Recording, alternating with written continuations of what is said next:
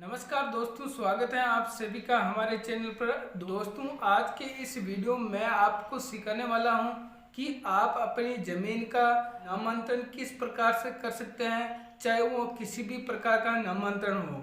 और उस नामांतरण का ऑनलाइन आवेदन करते समय आपको कौन कौन से दस्तावेजों की आवश्यकता है, ये सभी कंप्लीट जानकारी आपको इस वीडियो में देने वाला हूँ।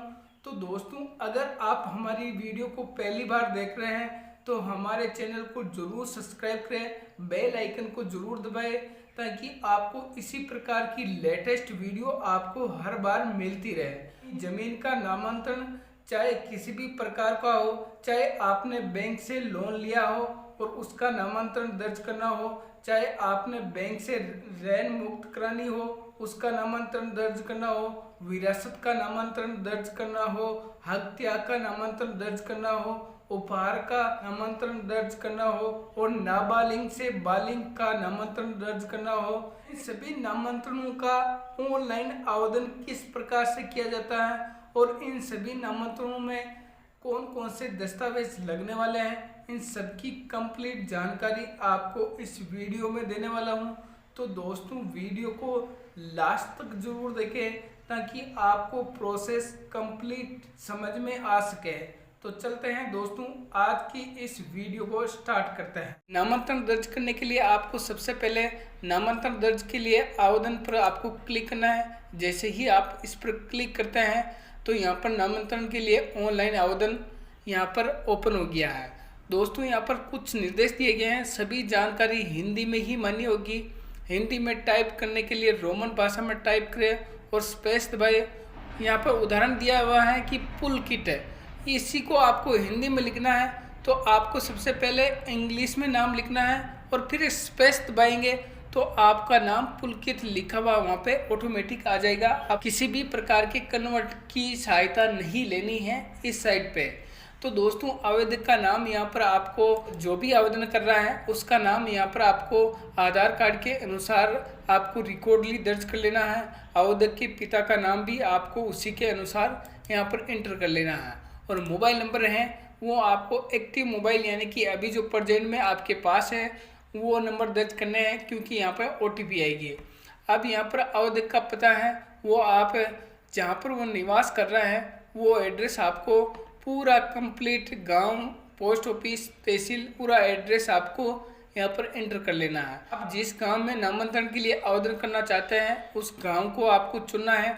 तो आपको डिस्ट्रिक्ट चूज कर लेना है, यहाँ से तहसील चूज कर लेनी है। यहाँ पर आपको गांव कौन सा है वो गांव आपको एंटर कर लेना है। यहाँ पर आपको नीचे दिया गया है कि नामांतरण के लिए किस प्रकार का आवेदन करना चाहते हैं।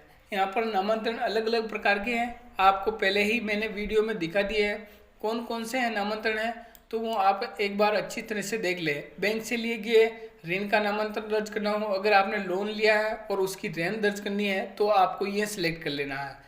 अगर ऋण मुक्त, अगर बैंक से आपने लोन लिया है और उसको बंद करा दिया है, उसका जो नामांतरण दर्ज कर रखा है उसको हटाना है, तो आपको ऋण मुक्त का नामांतरण दर्ज करने के लिए आवेदन पर आपको क्लिक करना है।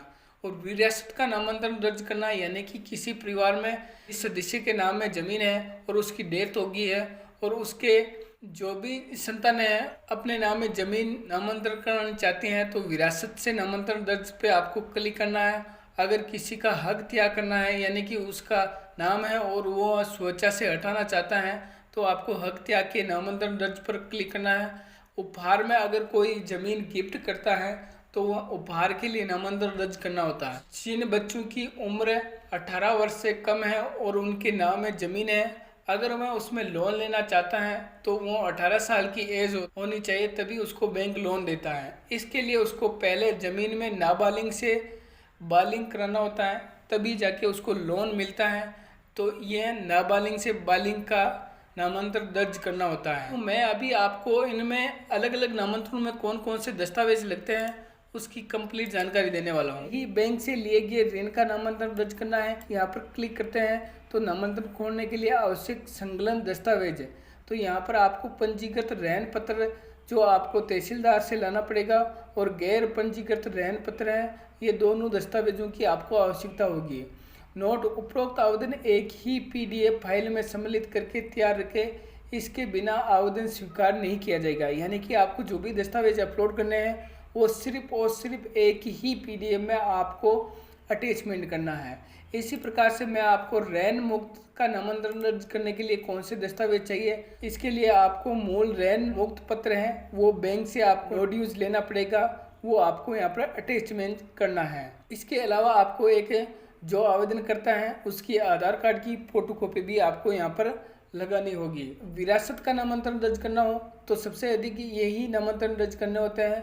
तो इसके लिए आपको जिस व्यक्ति की मृत्यु हुई उसका मृत्यु प्रमाण पत्र और प्रमाणित वारिस सजरा जो आपको सरपंच से प्रमाणित कराना होगा, और स्वयं का एक शपथ पत्र देना पड़ेगा, और उत्तरदायित्व का शपथ पत्र गांव के यानी कि 2 उत्तरदायी व्यक्ति हैं जो आपको जानते हैं और आपका जो प्रमाणित सजरा बना है वो सही है और उसमें किसी भी प्रकार के सदस्य को नहीं छोड़ा गया है, जिसके लिए आपको 2 उत्तरदायी व्यक्तियों का शपथ पत्र भी आपको लगाना होगा। आपको हक त्याग का नामांतरण करना हो तो आपको पंजीकृत हक त्याग पत्र यानी कि आपको रजिस्ट्री करवानी पड़ेगी। पूरी फाइल यहाँ पर आपको अपलोड करनी होगी। और उपहार का नामांतरण तो उपहार पत्र यानी कि रजिस्ट्री करानी पड़ेगी। और नाबालिग से बालिग का तो इसके लिए आपको तहसीलदार या उच्च अधिकारी का नाबालिग से बालिग दर्ज करने का आदेश आपको कराना होगा। और इसके साथ ही जो नाबालिग से बालिग हो रहा है उसका आयु प्रमाण पत्र से संबंधित आपको फोटो युक्त ID यहाँ पर आपको लगानी होगी। विरासत का नामांतरण किस प्रकार से दर्ज होता है उसके बारे में बता रहा हूँ। यहाँ पर आगे चले पर आपको क्लिक करना है। तो क्या आपको खाता संख्या की जानकारी है? जिस खाते का आप नामांतरण दर्ज कर रहे हैं, अगर आपको खाता संख्या मालूम है तो आपको यस पर क्लिक करना है। अगर आपको मालूम नहीं है तो नो पर क्लिक करते ही क्या आपको खसरा संख्या की जानकारी है? तो यदि आपको खाता अथवा खसरा संख्या की जानकारी नहीं है तो आप आवेदन नहीं कर सकते हैं। तो दोस्तों सबसे पहले आप नकल प्रिंट कर ले ताकि उसे पता चल जाए कि आपका खाता नंबर क्या है और खसरा नंबर क्या है। मैं अभी यस कर लेता हूँ। यस करने पर उस गांव में जितने भी खाते हैं उन खातों की आपके सामने इस क्रम संख्या आ जाएगी और आपको जिस खाते का नामांतरण करना है वो खाता आपको सेलेक्ट कर लेना हो। खाता नंबर सेलेक्ट करके आगे पर क्लिक कर लेता हूँ। 1 से अधिक करने हैं तो आपको 1 से अधिक सेलेक्ट कर लेने हैं। और इसके बाद यहाँ पर खाता संख्या पर कार्य किया जा रहा है। चुने गए खातों में काश्तकार का विवरण, तो यहाँ पर काश्तकार का नाम और पूरा एड्रेस और पूरी जानकारी आपको स्क्रीन पर दिखाई देने लग जाएगी। तो आपको उसको सेलेक्ट करके आगे चले पर आपको क्लिक करना है। मृतक के वारिसों का विवरण है आपको दर्ज करना है। तो मृतक के वारिसों की संख्या कितनी है वो आपको यहाँ पर एंटर कर देनी है। एंटर करने के बाद आप आगे चले पर क्लिक करना है। और इसके बाद यहाँ पर मृतक के वारिसों का नाम, आपको काश्तकार का नाम यहाँ पर एंटर करना है और उससे रिलेशन है वो आपको रिलेशन सेलेक्ट कर लेना है। अगर पत्नी है तो पति का नाम, खाता धारक है उसका नाम आपको यहाँ पर एंटर करना होगा और जो भी रिलेशन है वो आपको सेलेक्ट कर लेना है। आगे चले पर क्लिक करना है। जैसे ही आप इस पर क्लिक करेंगे तो मृतक के वारिसों के हिस्से का विवरण अब आपको दर्ज करना है। तो यहाँ पर ऑटोमेटिक आ जाएंगे और यहाँ पर आपने जो नाम दर्ज किया है वो भी आपको यहाँ पर स्क्रीन पर दिखाई देने लग जाएंगे। इस आपको आगे चले पर क्लिक करना है। दस्तावेज अपलोड करने हैं तो उनकी लिस्ट यहाँ पर आ जाएगी। मृत्यु प्रमाण पत्र, प्रमाणित वारिस सजरा, स्वयं का शपथ पत्र, उत्तरदायित्व का शपथ पत्र, सेंड OTP पर आपको क्लिक करना है। तो आपने जो मोबाइल नंबर डाले हैं उस पर एक OTP आएगी। इसके अलावा उपरोक्त दस्तावेज एक ही PDF फाइल में सम्मिलित करके अपलोड करें। यदि इनमें से कोई भी दस्तावेज नहीं पाया जाता तो आपका आवेदन निरस्त कर दिया जाएगा। PDF फाइल में प्रत्येक पेज की साइज 150 KB तक ही मान्य है। अगर 150 से ज़्यादा है तो ये अपलोड नहीं करेगा। तो दोस्तों जो भी OTP भेजी है आपने वो OTP आप यहाँ पे दर्ज कर लें। दर्ज करने के बाद वेरीफाई OTP पर आपको क्लिक करना है। OTP सफलतापूर्वक वेरीफाई किया जा चुका है, कृपया दस्तावेज अपलोड करें। तो आपकी जो फाइल में जो भी दस्तावेज हैं वो आप दस्तावेज अपलोड कर लें। यहाँ पर आपको टर्म एंड कंडीशन फॉलो करना है। मैं जो आवेदन कर रहा है संबंध घोषणा करता हूँ कि मेरी जानकारी में उक्त सूचना सही है और मेरे द्वारा आवेदन में अंकित किए गए वारिसान सही हैं एवं विरासत में वारिसान के हिस्से सही भरे गए हैं। उक्त के अलावा मृतक खातेदार के कोई भी जीवित विधिक वारिस नहीं है। उक्त जानकारी गलत पाए जाने पर मेरे विरुद्ध कानूनी कार्रवाई की जा सकती है।